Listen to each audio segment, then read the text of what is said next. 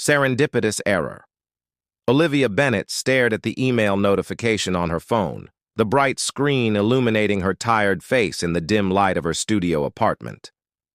Another late payment notice for her student loans. With a sigh, she switched tabs to the University Research Department page, where a clinical trial advertisement promised $500 for healthy volunteers. Just a simple blood draw, she muttered, scrolling through the eligibility requirements.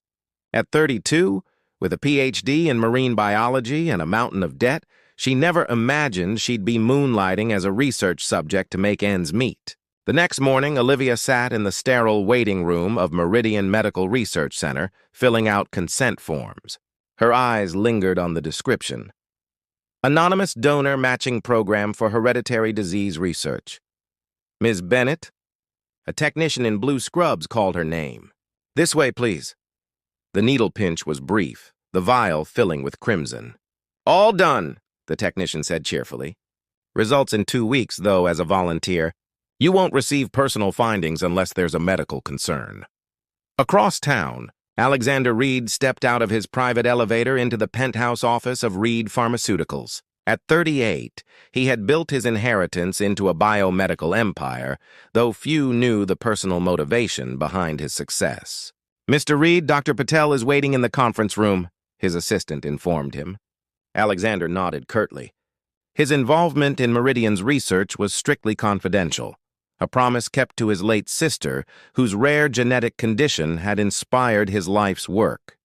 The donor program is progressing well, Dr. Patel reported, sliding a tablet across the polished table. Your anonymous contributions have been invaluable.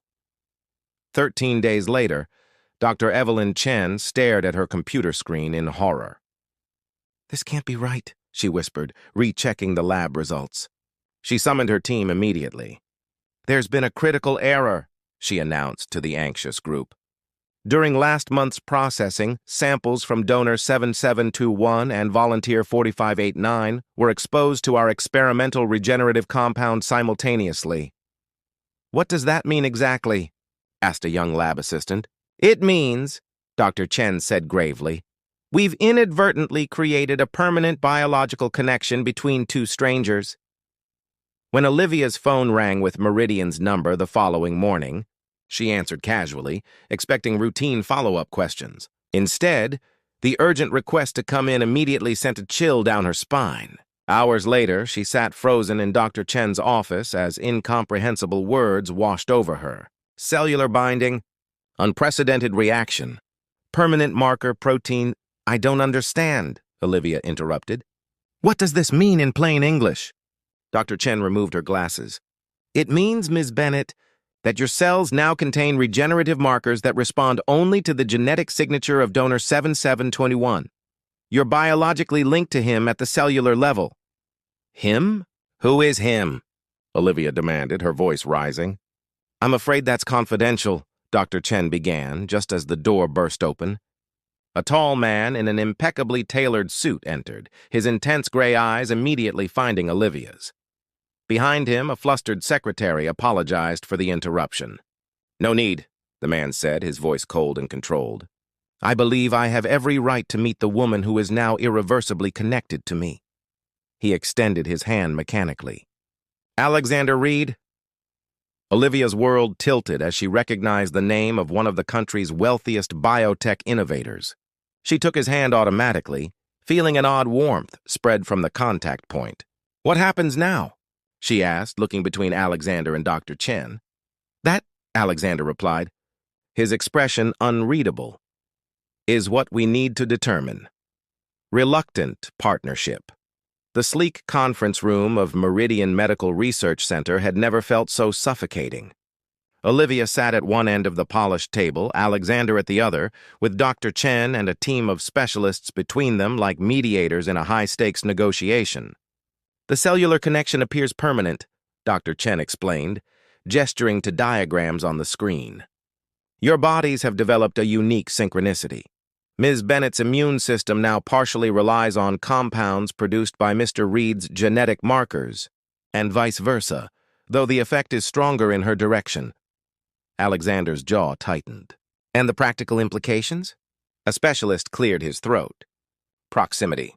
You'll need to be within approximately 50 miles of each other at least 3 days per week, or Ms. Bennett could experience progressive health deterioration. Olivia's hands trembled beneath the table. "This can't be happening," she whispered. "I'll compensate you," Alexander stated flatly, addressing her directly for the first time since introductions. "Name your price." "Excuse me?" Olivia's shock gave way to indignation. "For the inconvenience. Your relocation. Whatever you need to be near my primary residence in Pacific Heights." The clinical discussion of her life being rearranged like a business transaction ignited something in Olivia. "I don't want your money, Mr. Reed. I want my freedom back." His eyes narrowed slightly, as if he'd never encountered someone who didn't have a price. "Unfortunately, that's not an option for either of us." The following week blurred into a series of medical appointments, legal consultations, and reluctant compromises. Alexander's attorneys drafted confidentiality agreements while his assistant arranged for Olivia's relocation to an apartment in his building, close enough for their biological needs, separate enough to maintain boundaries.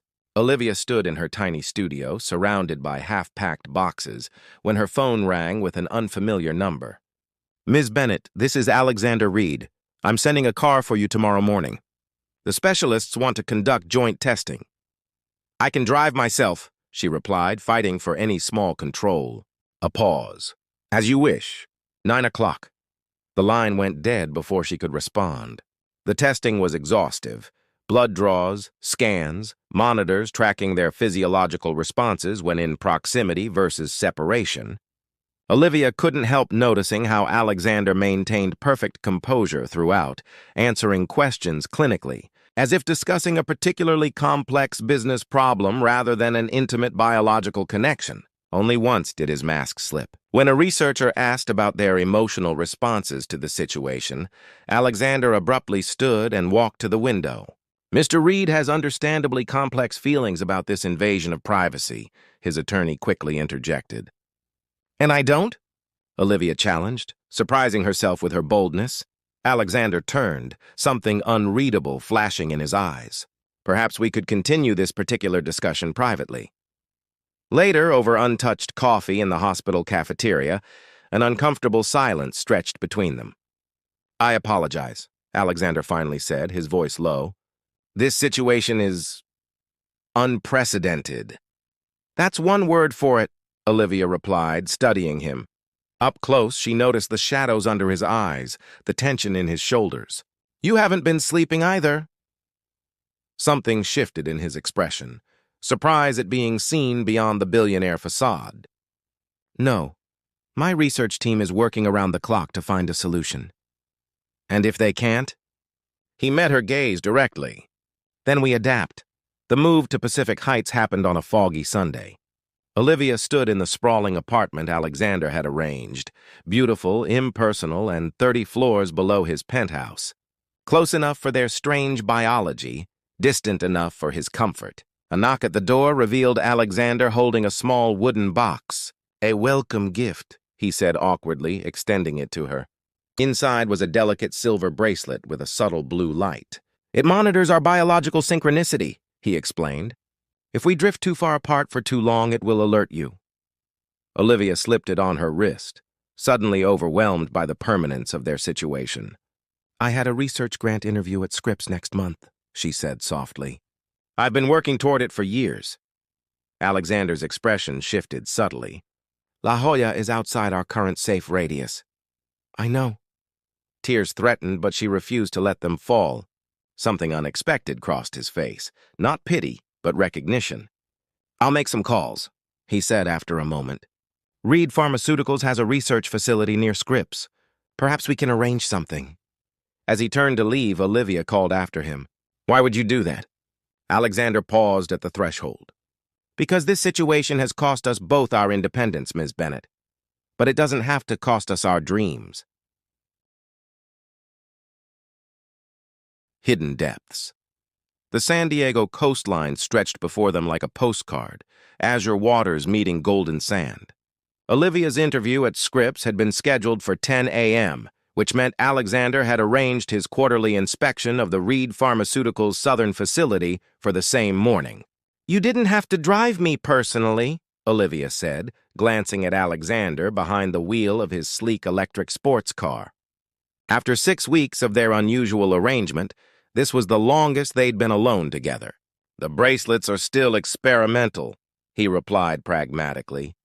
Better to maintain proximity than risk complications. But Olivia had begun to notice the small inconsistencies in his detached facade, how he'd asked questions about her research, remembered her coffee preference, arranged for specialized lab equipment to be installed in her new apartment. Your interview preparation seems thorough, Alexander observed, nodding toward her portfolio. Marine conservation in the Pacific Rim? Olivia blinked in surprise. Yes, how did you know? A hint of color touched his cheekbones. I may have reviewed some of your published papers. You read my research? The concept of this pharmaceutical magnate taking time to understand her work on microplastic pollution and coral rehabilitation was bewildering. Know thy biological counterpart, he said, but the attempt at clinical distance was undermined by the slight curve of his lips. The interview went brilliantly, Scripps eager to collaborate with her on a project that, coincidentally, had recently received substantial funding from an anonymous donor. When Olivia emerged from the Marine Sciences building, she found Alexander waiting not in the car, but standing at the edge of the research pier, gazing out at the ocean. I take it the interview was successful, he said, noting her smile without turning.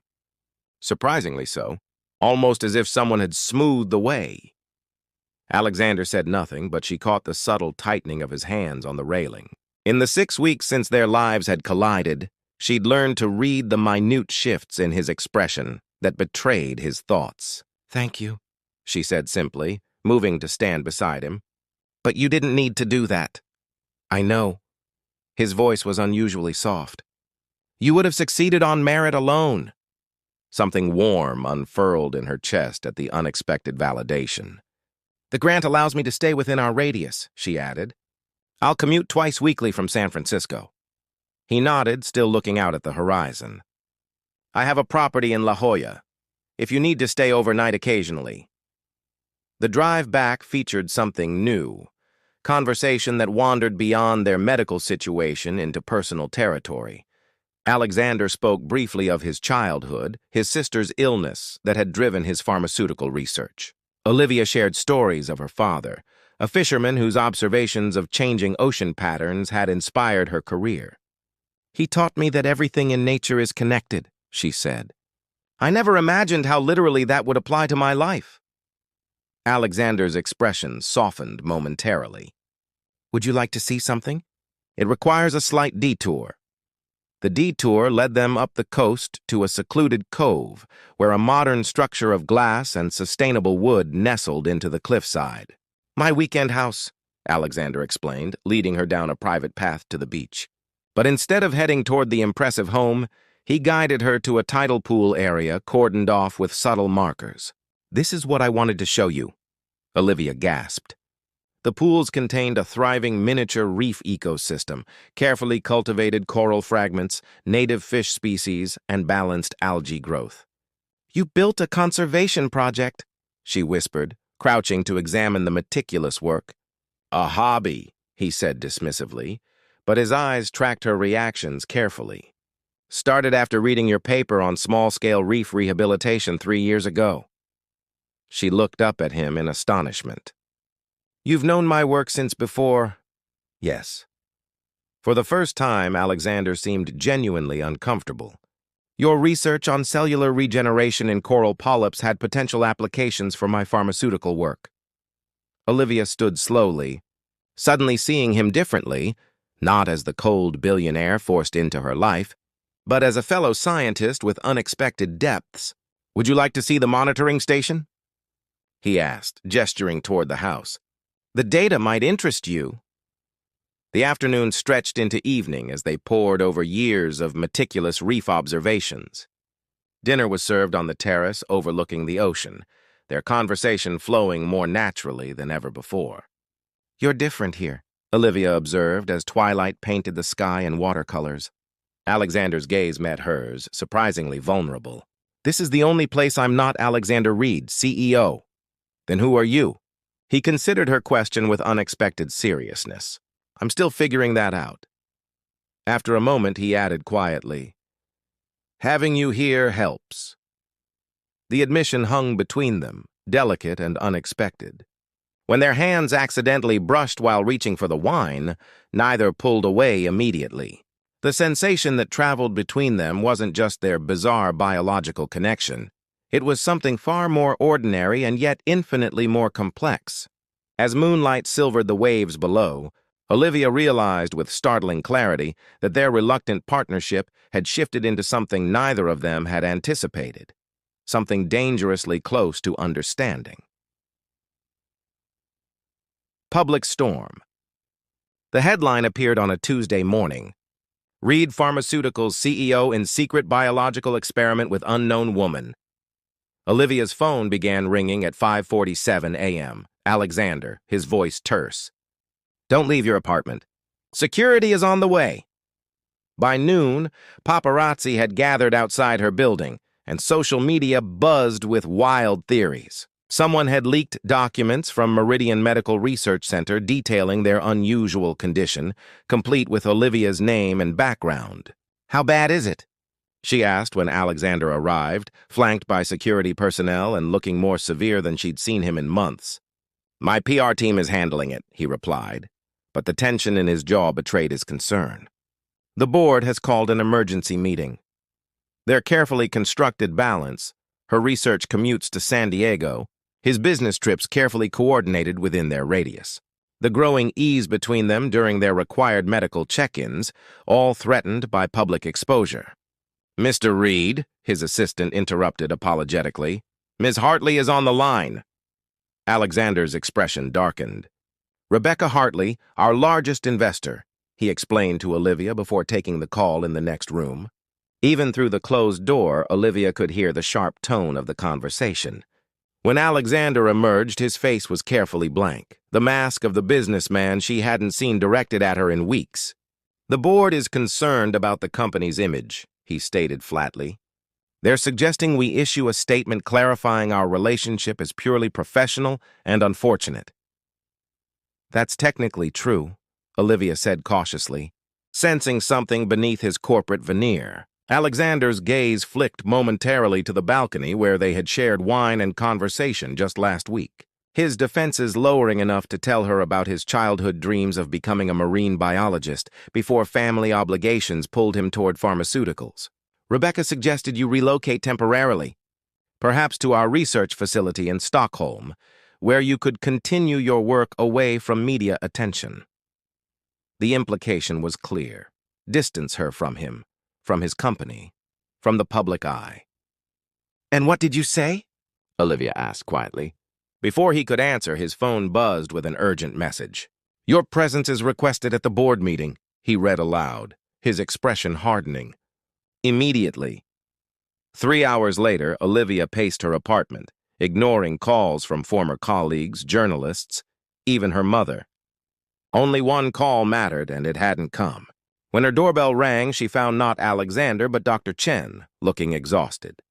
They're threatening to withdraw funding from Meridian, the doctor said without preamble, unless we issue a statement claiming our findings were exaggerated, that the connection between you and Alexander is minimal and manageable, without significant proximity. But that's not true, Olivia protested. The test results would be altered, Dr. Chen finished grimly. Alexander refused. What? He told the board he wouldn't falsify medical data or deny the nature of your connection, regardless of stock implications. Dr. Chen handed her a tablet. He's making a statement now. On screen, Alexander stood at a podium facing aggressive questioning. His usual perfect composure showed subtle cracks, his tie slightly askew, a tension around his eyes. Deny rumors that this was a deliberate experiment? A reporter was asking. It was an unfortunate laboratory accident, Alexander replied firmly. One for which I hold Meridian partly responsible, but which I do not regret. The room erupted in questions. Alexander raised his hand for silence. Dr. Bennett is a brilliant marine biologist whose research has been unfairly overshadowed by this invasion of privacy. Our connection was not chosen, but it has become valuable to us both, professionally and personally. I will not pretend otherwise to appease shareholders."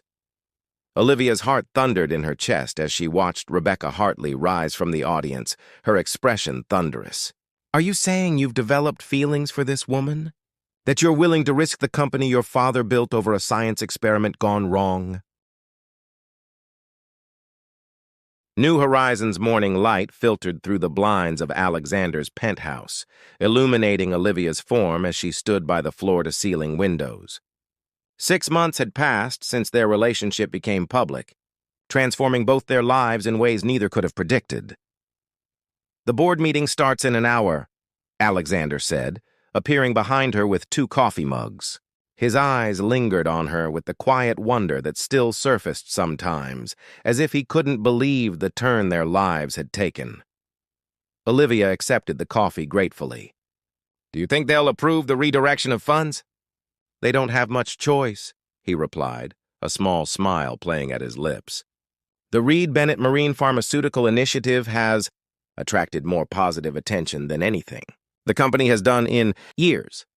Their joint venture, combining her marine conservation expertise with his pharmaceutical resources, had begun as a publicity move to rehabilitate the company's image. It had evolved into something revolutionary, discovering compounds in threatened marine ecosystems that showed promise for treating degenerative diseases, while simultaneously developing protection protocols for those same ecosystems. "Dr. Chen called," Olivia said, turning to face him. "She wants us to come in next week for the annual evaluation." Alexander's expression sobered. "1 year since the incident, Olivia corrected with the gentle humor they'd developed. "You promised to stop calling it an accident." He set down his mug to wrap his arms around her waist, pulling her close. Semantics. Their lips met briefly, the familiar warmth of connection flowing between them, part biology, part something far more profound. She mentioned something else. Olivia continued hesitantly. "The newest tests show our cellular bond might be adapting." Alexander's brow furrowed. "Adapting how?" "Strengthening in some ways, but also stabilizing. She thinks we might eventually be able to extend our distance tolerance, maybe even to different continents for short periods." A shadow crossed his face. "And that's what you want? More distance?" Olivia recognized the vulnerability beneath his question. The echo of the abandoned child he'd once been, the man who had spent decades believing connection meant inevitable loss. "No," she said firmly, taking his face between her palms. "But I want you to know that if you need to attend that conference in Tokyo next month, I might be able to stay behind without medical consequences." The tension in his shoulders eased. "I've already arranged for you to present your findings at the Marine Conservation Panel. Unless you'd prefer not to come?" "Alexander Reed," she said with exaggerated patience. "I am telling you that medically we might not need to be joined at the hip anymore. Not that I want to be a part." Understanding dawned in his eyes, followed by something that looked suspiciously like relief. "Well, that's fortunate," he murmured, pressing a kiss to her forehead. "Because I've grown rather accustomed to your presence, Dr. Bennett." The board meeting went as expected, initial resistance giving way to reluctant approval as Alexander presented the impressive preliminary results of their joint initiative. What no one anticipated was the interruption halfway through when Olivia's bracelet began emitting a high-pitched alert. "What is it?" Alexander was immediately at her side, concern etched across his features. Olivia checked the readout, her face paling. "Cellular disruption, significant, but I feel fine." She didn't finish the sentence before Alexander's bracelet began the same alarm. Within minutes, both were experiencing symptoms: dizziness, elevated heart rate, cold sweats. Dr. Chen met them at Meridian's emergency entrance, a team of specialists already assembled. Hours of tests followed, both separated and together, monitoring every fluctuation in their unique biology. "It's not deterioration," Dr. Chen finally announced, studying the results with a puzzled expression. "It's evolution. Your cellular structures are attempting to reach a new equilibrium." "Meaning what exactly?" Alexander demanded, his hand not leaving Olivia's despite the monitors attached to both of them. Dr. Chen hesitated. "We're not entirely sure, but it appears your connection is deepening." becoming more efficient, requiring less proximity but creating more interdependence at a fundamental level. So we're more connected but need less physical closeness? Olivia clarified. Essentially, yes. Though during this transition phase, you'll need to remain in close contact until stabilization completes. As they processed this information, a young researcher burst into the room, clutching a tablet. Dr. Chen! The genetic markers, they're replicating in a pattern I've never seen before. For 3 days, they remained under observation, confined to adjacent hospital beds as their bodies navigated this mysterious transition. Researchers documented every change, fascinated by implications that extended beyond their unique case into broader medical applications. On the evening of the 3rd day, as stability finally returned, Alexander sat on the edge of Olivia's bed, their fingers intertwined. I had plans, you know, he said quietly. For Tokyo, the conference panel? Olivia asked, still slightly groggy from medication. That too. He reached into his pocket with his free hand, producing a small velvet box. I was going to suggest we make this connection official in ways beyond biology. Olivia's breath caught as he opened the box to reveal a ring, not a traditional diamond, but a band of silver inlaid with luminescent blue material. Is that coral calcium from our first joint research site, he confirmed, ethically sourced from naturally shed fragments. Tears welled in her eyes as he continued, his voice uncharacteristically uncertain. Our beginning was involuntary. Every step since has been choice. I want to keep choosing you, Olivia, not because cells decree it, but because you've shown me a life I never imagined possible. Even with all the complications? She asked softly, thinking of the continued medical monitoring, the public scrutiny, the scientific uncertainty of their future. Alexander's smile was tender as he brushed away a tear from her cheek. Especially with the complications. They led me to you. 6 weeks later, they stood on the deck of Alexander's coastal home, now their shared residence. The small gathering of friends, family, and select colleagues watched as they exchanged vows overlooking the tidal pools, where they had first begun to see each other clearly. Dr. Chen, serving as officiant by special request, concluded the ceremony with words that brought smiles of recognition to the couple. What science joined together by accident, love has bound by choice. May your connection continue to evolve in ways that surprise, strengthen, and sustain you both. As the California sun dipped toward the horizon, casting golden light across the water, Alexander and Olivia sealed their union with a kiss that sent familiar warmth cascading through them both, their unique biology humming in harmony with hearts that had found their perfect match in the most unexpected circumstances. In the reef below, new coral fragments took root in the carefully tended pools, a living testament to the beauty that can emerge from life's most unpredictable turns. Growing stronger and more resilient with each passing day,